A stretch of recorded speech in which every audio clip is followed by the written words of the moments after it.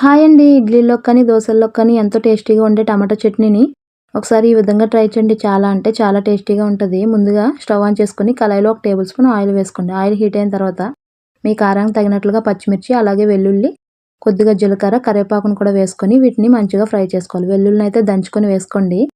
అలాగే ఇవి కొద్దిగా వేగిన తర్వాత మీడియం సైజ్ ముక్కలుగా కట్ చేసుకొని టమాటాలను వేసుకొని, టమాటాలు త్వరగా మెత్తపడడానికి కొద్దిగా ఉప్పు, అలాగే చిన్న చింతపండు బొట్టును కూడా వేసుకొని మూత పెట్టుకొని టమాటాలని మెత్తగా మగ్గించుకోవాలి. ఈ విధంగా టమాటాలు మెత్తగా మగ్గిన తర్వాత వీటిని ఒక మిక్సీ జార్‌లోకి వేసుకొని చిన్న బెల్లం ముక్కనైతే వేసుకోండి. బెల్లం ముక్క వల్ల తీపేమి రాదు. టేస్ట్ అన్నీ బ్యాలెన్స్ అవుతది.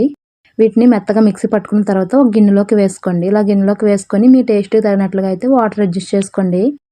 ఇలా కలుపుకున్న ఈ చట్నీకి పోపు పెట్టుకున్నారంటే అంతేనండి. ఎంతో టేస్టీగా ఉండే టమాటా చట్నీ అయితే రెడీ. ఇడ్లీలోకి, దోసల్లోకి చాలా అంటే చాలా బాగుంటది. తప్పకుండా ట్రై చేయండి. Thank you for watching. Subscribe చేసుకోవడం మాత్రం మర్చిపోకండి.